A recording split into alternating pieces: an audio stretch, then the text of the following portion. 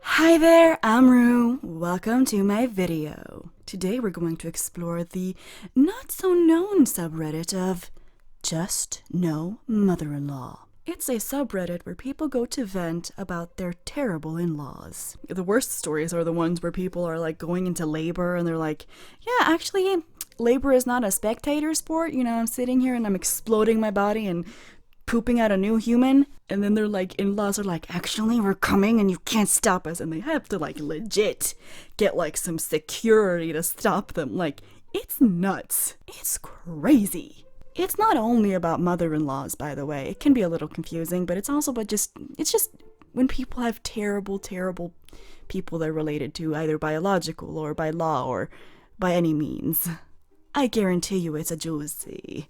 With the stories, the apartment, the phone, the home wrecker.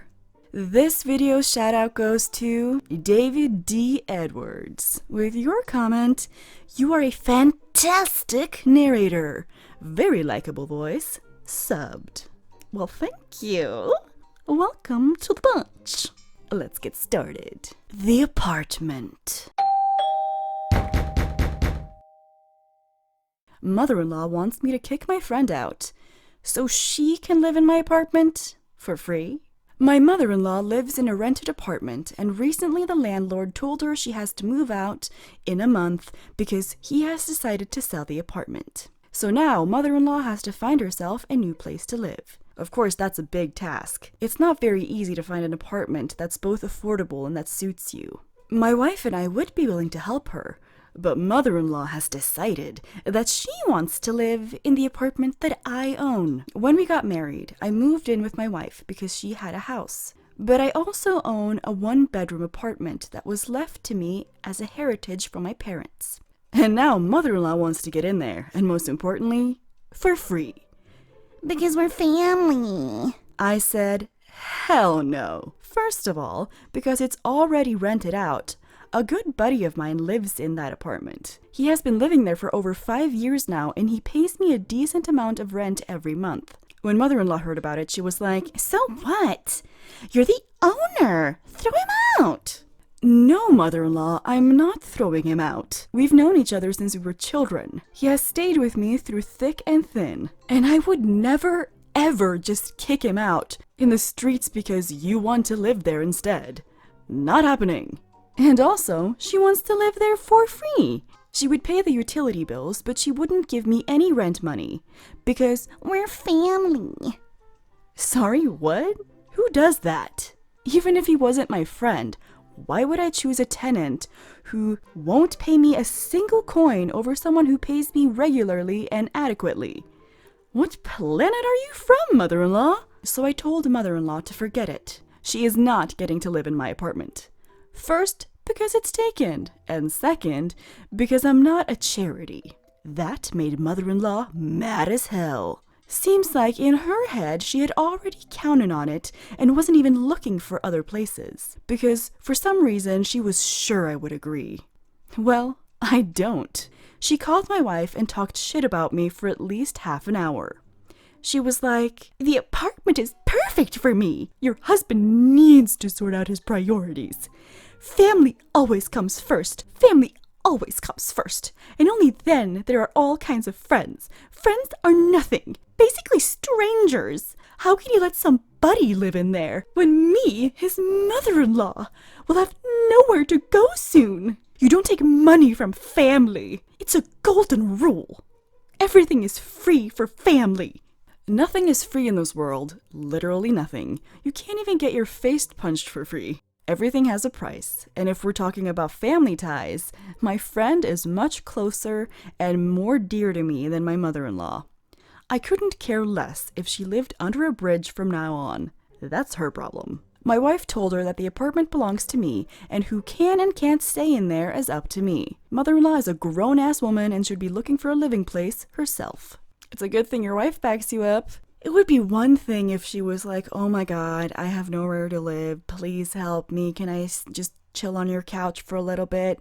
No, she's just like, no, give me the apartment For free. I will only pay for the things that I will be using and only enjoying myself. Why on earth would I give you any money for the property that you own? Nonsense. You know, if everything's free for family, does that mean that you can use her as a free babysitting service? Because, you know, it's free for family.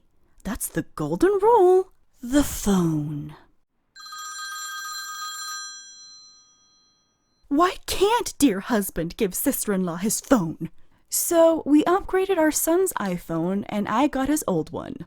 I've been rocking the iPhone 7, very happily mind you, because it was a Mother's Day gift from dear husband and dear son, for a while, but it's in mint condition.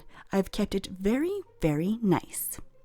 Anyway, dear husband has been using a cheaper phone for a long time. He doesn't care about the whole Android versus iPhone or anything like that. He's totally happy as long as he can listen to audiobooks and Spotify. But he had mentioned he'd love to FaceTime me at work with something less crappy than the Instagram Messenger. So he was kind of excited about getting my old phone.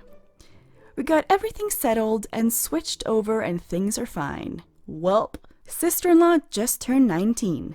We threw her a birthday party and bought lots of stuff to have a grill out and have a little fun. She's going through a divorce. Her marriage, which we paid for, lasted 5 months. And her soon-to-be ex-husband tossed her makeup, so I spent a ton on replacing it. All she kept asking about was my new phone, though. Ooh, that's nice. What about your old one? Dear husband's using it.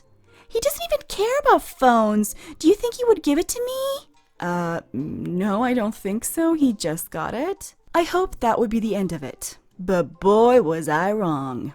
She texted me again today, asking about it and claiming her son dropped her old one. She needs a new one. She doesn't have money. Will dear husband give her the phone now? The answer is still no. She replies with, "K." Oh boy. Here is where mother-in-law charges in. She sends me a whole long text about how dear husband is being a huge pain in the ass and a jerk. Because sister-in-law needs a phone and they can't buy her one. And why can't he just give it to her or let her borrow it?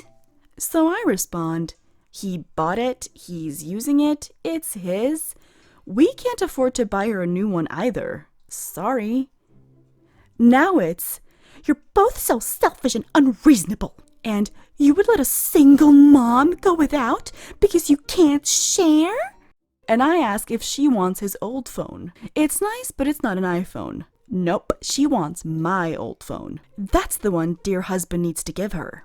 I almost lost my cool and told her the fact that they aren't entitled to anything we have.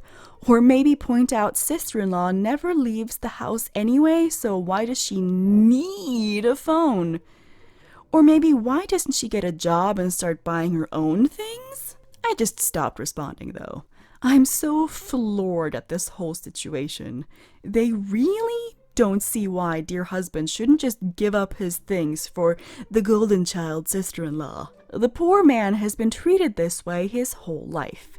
I'll be damned if I'm letting it continue. Oh my god. I love the fact that she was just like, because you can't share. Lady, they're not kids anymore. You can't just be like, hello, adult son, give your things that you have earned money for and paid for and give it to adult daughter. Because you're siblings and you have to share? That rule only applies when you're in charge of them and they're minors. Like, what the? The home wrecker. Mother-in-law wants married son to date other women. Backstory. My mother-in-law is on her 3rd marriage and has 4 sons with different fathers. She adopted a daughter and kicked her out in her teenage years. That daughter, who still attends some family functions, has tried to inform incoming women to the family of mother-in-law's manipulative tactics and how two-faced she is. My fiancé, now husband of 3 years, told me she is crazy. Speaking of his mother, before I ever met her, I chose to give my mother-in-law the benefit of the doubt despite the warnings from my husband and his adopted ex-sister. I'll start by telling the story of my husband's only full biological brother. We'll call him brother-in-law. A few years ago, he impregnated his girlfriend, we'll call her sister-in-law, Mother-in-law likes to be involved and control every situation. Mother-in-law told sister-in-law that she couldn't marry brother-in-law until after he had graduated from his military academy. Sister-in-law gave birth to their first child before this graduation, and mother-in-law would tell other family members that she was just watching the baby for a friend and would not claim any relation. Then, mother-in-law allowed them to get married, and sister-in-law wore one of mother-in-law's dresses. Not a wedding dress, and it took place at mother-in-law's house under her control. Fast forward 2 years. Sister-in-law and brother-in-law are having issues in their marriage, arguing over mother-in-law, and also have added stresses from having 2 toddlers diagnosed with autism.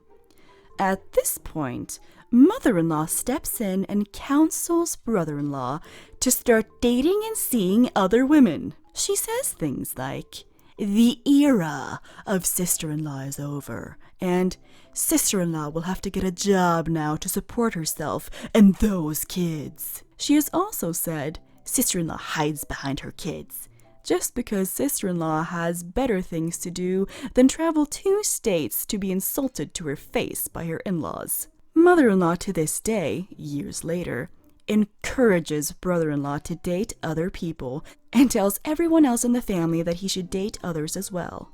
I have heard her state this as recently as a month ago. As a reminder, brother-in-law and sister-in-law are still very much married. Brother-in-law can't be easy to be married to. He recently ruined a family friend's wedding by getting blackout drunk, making a joke about hitting his wife, telling me he doesn't understand why my husband loves me, direct quote, flirting with a bridesmaid, and making a scene.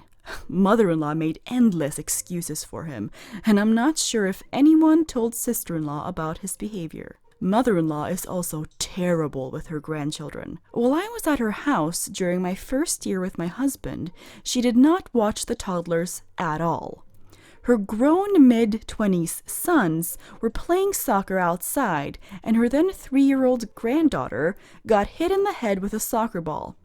Brother-in-law brushed it off and tried to get the toddlers off the soccer field, to at least watch them. They were also basically climbing outdoor stairs that were a story high with no one guarding them. Mother-in-law has tried to tell me not to set aside any jewelry for the girls just because they have autism. She has said to my husband when talking about brother-in-law's family, wife, 2 daughters, "Oh, son, you should see what brother-in-law has to come home to.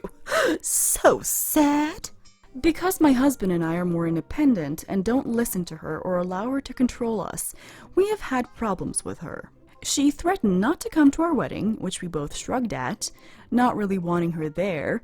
Then she insisted on drama and decided to come anyway, so that she could take pictures and put together a scrapbook without any photos of the bride, me, at all. If my kids were to ever see her scrapbooks of our wedding, they would ask if Mommy was sick that day. Mother-in-law and I got together one time with her pastor at her church because we both wanted a neutral third party to discuss our situation with. I didn't care that she had a relationship with him, because any reasonable person can easily see through her. That meeting was actually beautiful. The pastor started by basically giving us personality tests. She scored extremely high in the need to control things, and I scored basically a 0 in that category. Mother-in-law started talking over me and shouting as usual, and her own pastor cut her off and told her to let me speak. Her own pastor's face twisted into shock as he heard what mother-in-law has done to her daughters-in-law, and he at one point told her to shut up. I am not kidding. She pretended to laugh it off, but had a sneer on her face from being seen for who she is. Then, when she started to fake cry, I took a brief break to splash cold water on my face. When I returned, she was still clearly fake crying, and the pastor told her to cut it out. The fake crying sounds stopped immediately when he told her to quit, and she looked shocked. I think it was the first time anyone has spoken to her like that. This is the cherry on the top. At the end, as we were leaving, mother-in-law said out of the blue, "Well, I have to get to work early, you know. I'm the big boss now." She had just gotten a promotion from her job, which is persuading patients in her hospital not to sue for malpractice when the hospital makes mistakes. The pastor responded quickly, "Just remember, you aren't the boss in here." Oh, that moment was a gold drop of light on my dark abyss of my time knowing mother-in-law. She is also oddly obsessed with the sex lives of her sons. Barf? After talking in length about how identical her youngest son is to a character from 90 Day Fiancé, mother-in-law said, and I quote, "I would have already slept with him. I don't know what she's waiting for." Yikes. Oh my god. It's like female Donald Trump, sexualizing her own children. Like, if you genuinely can look at your child and be like, oh yeah, if we weren't related, I'd hit that. There is something severely wrong with you. Ew! I love the fact that she was like, I'm going to take her to my pastor at my church. Oh, surely I'll win the argument. And immediately she's just like, oh my god, my invisibility cloak. It's not working. He can see me. That's all I have for you guys this time. If you thought this was a fun subreddit, do comment below. What do you want to see next time? I love entertaining you guys. Come by every Friday, won't ya? Subscribe because I post every Friday. Thank you so much to my wonderful patrons, Katbra, Magdalena Jaworska, and Cami. You make me feel awesome. See you later, alligator.